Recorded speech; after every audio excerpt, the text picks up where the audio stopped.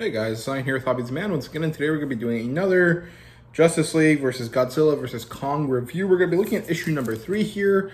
It took a long time to get this out because there's an issue at my comic book store. They didn't have it. They had to order it for me. It took forever to get here, but it finally did, and I love this cover. I think it looks awesome. This is phenomenal. Honestly, I would buy this as a poster. Seriously, this looks awesome. I love this, dude. This is such a great cover.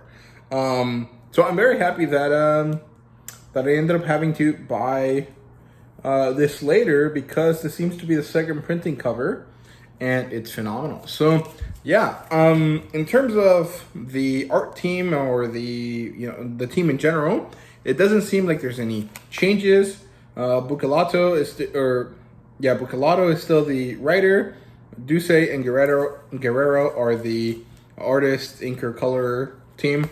And yeah, so this is the Flash chapter, essentially. It starts out with the baddies getting out of Iron Heights. Flash is on the scene, but there's this fog from the Titan that's attacking Iron Heights that is stopping him. It's actually slowing him down. And this actually leads to the Rogues beating him much easier than they would otherwise. And Supergirl shows up to bail him out alongside Hal Jordan. Supergirl goes out of the way, like she leaves after saving Flash's butt because she hears or she stops hearing Kal-El or Clark Kent's heart. She, zips away to see what's going on. And we go back to Godzilla, who is wrestling with the Atom Smasher. Now, I would have not known who this was without watching the Black Adam movie, so thank God I watched it, because otherwise I would have not had no clue who the heck this character is. But it's very fun to see Atom Smasher and Godzilla wrestling. I really enjoyed this this part of the book. It's only a few panels of it, but it's very fun. It looked great. And of course, Atom Smasher loses, and Billy transforms and uses it to hit Godzilla because his lightning affects Godzilla for some reason, which is interesting. And then he and Supergirl hit Godzilla on the chin quite hard. Maybe it was his upper chest. I can't remember, but they managed to do this. It hurts him, and eventually Godzilla leaves. Now, it's not actually because they did anything. I think it's because Godzilla sees or feels that there's a Titan somewhere else and he has to go fight them. So we managed to get the team to do regrouping, basically. So it's not that bad. Going back to Flash and Green Lantern, they're losing again. Although I don't really remember what's happening here at this point.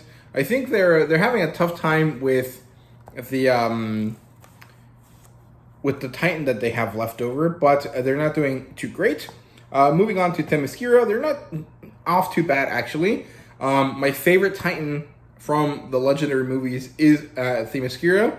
I like that a lot. It's this mammoth looking thing. It's like a mammoth with a sloth combined, and it looks awesome. Too bad it's not an important kaiju. I think it would be awesome if it was a more relevant kaiju, but it doesn't seem to be one. But it looks great, and Wonder Woman and Wonder Girl, what's her name? Donna. The one with the black suit with the stars. Is that her name? I don't know. Wonder Girl, whatever her name is. Team up. They use their lassos. They wrap them around this Titan, and they manage to talk to it and try to get it to calm down, and eventually it leaves. I don't think it leaves because they calmed it down. I think it leaves because it also senses the other kaiju, far away, right? So, yeah, it leaves. Back to Flash and Green Lantern. Supergirl shows up again, and they get the Crab Titan to go away. They actually lead it away this time, which is good. And then we're back with Oliver, who is hanging out with King Kong, and he needs backup. He's actually struggling because, well, he doesn't have any superpowers, right? Supergirl saves them, and it's kind of interesting that they're making Supergirl the main powerhouse of this story. I think it's good, it's interesting, but I feel like Superman should have been there, and maybe they should have had like Godzilla and King Kong be important characters that we need to fight at the same time, and then move into this transitionary period that we have here where Supergirl is stepping up because, you know, Clark doesn't have Clark is away right now, in this case kind of dead, right? So yeah, I feel like there should have been more to this story, or maybe the order of the events should have been flipped, but it's good either way. And Supergirl has a stare down with Kong, and because she's a blonde character, Kong is interested in her. Obviously, that's kind of like the classic King Kong imagery, right? A beautiful blonde woman meeting eyes with this giant ape, which is pretty cool, pretty interesting. You could also argue that maybe it's racist. It really depends on how you want to look at the original King Kong movie and its later iterations, but either way, I really like this scene. I think it's good.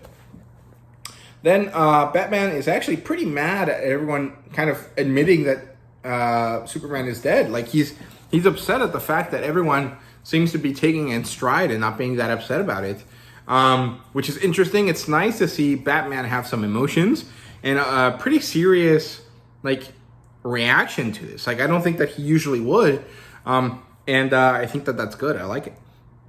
And finally, the last kind of bit here that happens is that Lex Luthor ends up finding Mechagodzilla's eyeball, and he wants to use his engineering crew to reverse engineer it so that they can have technology that is not accessible to them, that has not been accessible to them before, right? So overall, pretty good issue. I really enjoyed my time with it. There was some really great panels here that I liked a lot. So yeah, there really isn't too much else to say. What did you guys think? Let me know down below, and thank you guys very much for watching. See you guys later.